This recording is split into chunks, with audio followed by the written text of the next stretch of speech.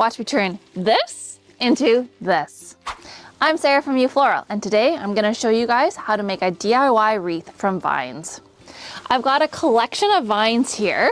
I've got some that are grapevines like these ones here. They still even have the little grapes on them. And I've also got this really cool kiwi vine. I bet you guys didn't know that kiwis grew on vines and can be used in wreaths. These actually are grown on Vancouver Island, which is wild. I always thought this was an Australia thing. I've got my gloves on and my pruners, and I've got a length of vine here. I don't want to make the diameter of the end too thick because then it makes it a little bit tricky to work with. And I'm going to take my pruners and chop off all of the leaves that are on the side. I'm going to leave the cool little tendrily bits because I think that adds some really cool texture. But these leaves aren't going to dry well, so I'm going to remove them all. So this is what my vines look like now that I've stripped off all the leaves. This is 11 vine stems, and I'll let you know in the comments how many I actually end up using to make my wreath. How many you need also depends on the diameter of the wreath. So you can see the ones that are the grapevines are much smaller compared to the kiwi. I'll show you guys here. So that will obviously change the shape of the wreath as well.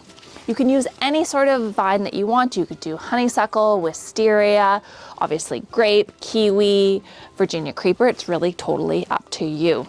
So I'm going to start first with one of my bigger vines. So the length of this one here is, I don't know, I'll measure it kind of here. So it's 9 feet tall. So you don't want to get ones that are really, really long because then it gets a bit cumbersome to work with. So I'm going to take my vine here. I'm starting with the thicker end and I'm going to put it into a loop here. So some folks say that you can soak the vines in water, but I find that if they are cut fresh, you don't need to worry about that because they've got a lot of pliability, and this is in early fall in October in the Pacific Northwest, so they're still quite pliable. This kiwi one, this might be a little bit too large of a diameter. We'll find out if it's going to bend nicely, but I might have to cut it back and just start earlier in the stem in order to get it to bend, because you can see here it doesn't really want to bend, but let's see what happens here. So I'm going to make my wreath frame kind of about this big. Once they dry, they shrink a little bit. So I'm going to start it kind of with this size here. Then I'm going to take my end and I'm just going to loop it around and weave it in back and forth throughout the entirety of the frame. Don't worry if it doesn't really hold to start with because we're going to be adding on more. So there you go. There's my first one. This part here is just kind of sticking out. I might have to trim it at the end, but we'll see. I'm going to add in my second piece now. So I don't want to match them at the same side because I don't want to have these long diameter ones at the same area. So I'm going to start in a different spot with this one, and I'm going to take it, put it here, and then take my end tail and just then weave it all the way through again.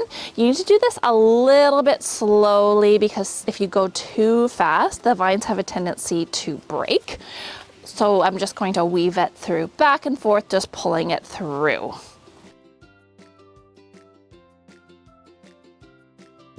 Now I've got 2 pieces in, so you still have these long ends. So we'll deal with those when we get closer to the end. Now let's add in a third piece.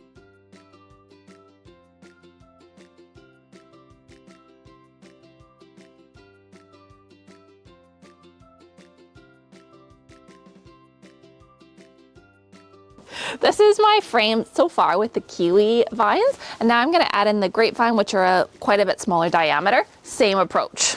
Now that my wreath base has lots of different sections to it, I can actually take the vine and just put it through a little bit of an opening, and then that'll give it some traction, and then I can continue just wrapping it around the wreath base.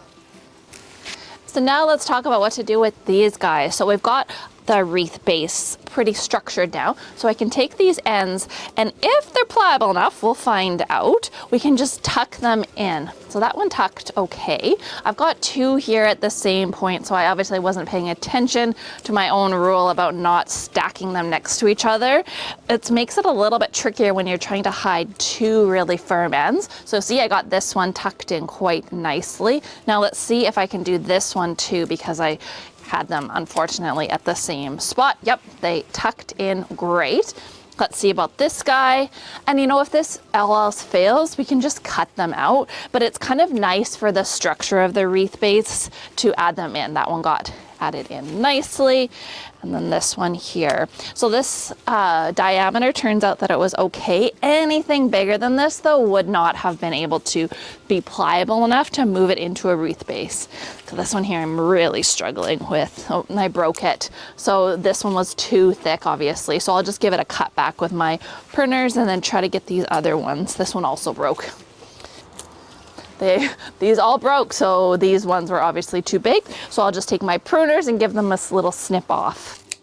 So this is my completed wreath base. You can see it's a little bit oblong, not circular. So I can actually hold it against my body and just gently pull it into place. You could also at this point like soak it in water for a couple hours to make it a little bit more pliable.